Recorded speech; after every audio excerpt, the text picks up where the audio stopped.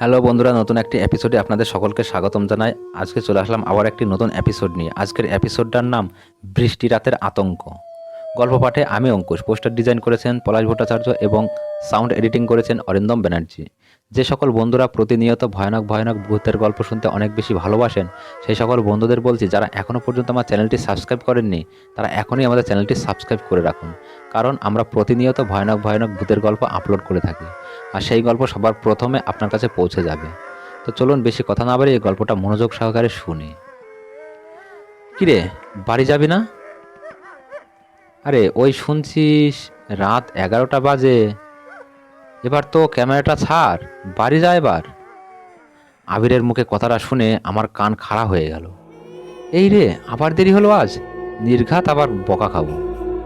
Pocket হাতড়ে দেখলাম, এ বাবা, ফোনটাও যে আনা হয়নি। তড়িঘড়ি করে বোর্ড ছেড়ে বেরিয়ে পড়লাম সাইকেল নিয়ে বাড়ির পথে। ক্লাব থেকে বাড়ি যেতে প্রায় আরও মিনিট কুড়ি সময় লাগবে। গত 3 মাস আগে নতুন বাড়ি কেনার পর থেকে এই কষ্ট নিয়েই ভুগতে হচ্ছে আমাকে। কলেজ টিউশনের পর সপ্তাহে 2 দিন যাও বা ক্লাবে আসতে পারি, তাও এই দূরত্ব বড্ড বেশি জ্বালিয়ে মারছে। ক্লাব ছেড়ে সাইকেলের গতি বাড়িয়ে বাড়ির দিকে পা বাড়ালাম।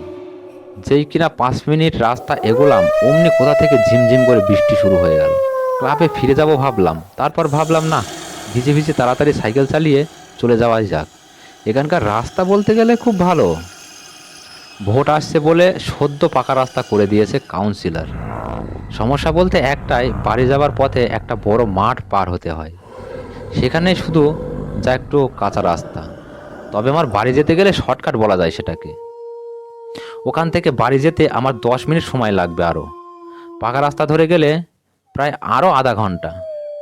এমনিতেই দেরি হয়েছে, তাই বকা খাওয়ার ভয়ে সাইকেল ঘোরালাম ওই মাঠের কাঁচা পাকা রাস্তায়। ও, বলতে ভুলে গেছিলাম, যে মাঠ সংলগ্ন একটা ছোট্ট পুকুর আছে, পানা ভর্তি, কেউ নামে টামে বলে মনে হয় না।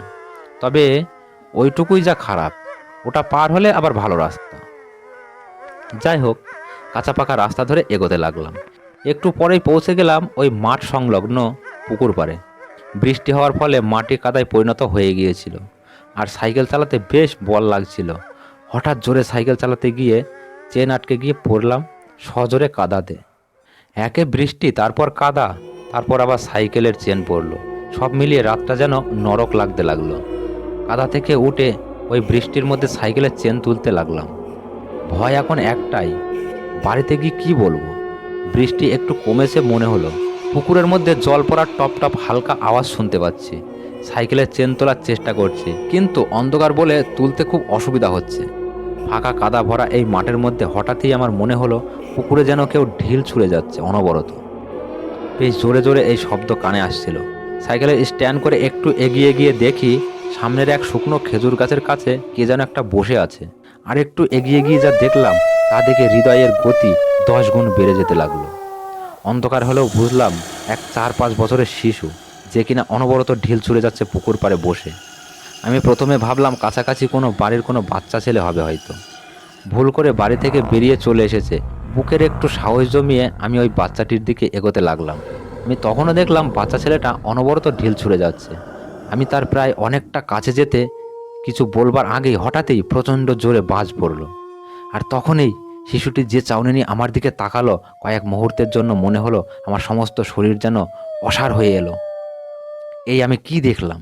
ছেলেটির চোখে যে কোনো মণি নেই, যেন কেউ খুবলে নিয়েছে। আর তার দেহের সমস্ত মাংসগুলো যেন গলে গলে পড়ছে। নিজের চোখ মাথা সব কিছু যেন বন্ধ, ঘড়ির মতো দম বন্ধ হয়ে আসছিল। এইসব দেখার পর চারদিকে যেন আরও অন্ধকার হয়ে এলো আমার কাছে। আমি ওইখানের নিথর পাথরের মতো দাঁড়িয়ে রইলাম। পরক্ষণেই আরও একটা প্রচণ্ড জোরে, আগের থেকেও বেশি জোরে আবার বাজ পড়ল। তখন আমার হুঁশ ফিরল, আর কিছুই খেয়াল রইল না। কি করব না করব ভেবে দে ছুট। কাদা ভর্তি পিচ্ছিল রাস্তায় কতবার যে পড়লাম তার ঠিক নেই।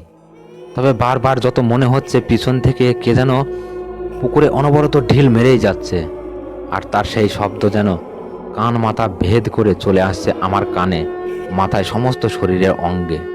আমি ছুটেই চলেছি। সামনে তাকাতেই দেখলাম একটা ঘরের মতো কিছু, তাতে টিম টিম করে বাল্বের আলো জ্বলছে। দৌড়ে এসে ওইখানে আসতে দেখি একটা ছোট্ট শিব মন্দির। সিঁড়ি দিয়ে উঠে যে ভগবানকে ডাকবো সেটাও পারলাম না। যেন শব্দ যেন মুখ থেকে বের হতে চাইছে না। কে যেন কেড়ে নিয়েছে আমার বাকশক্তি।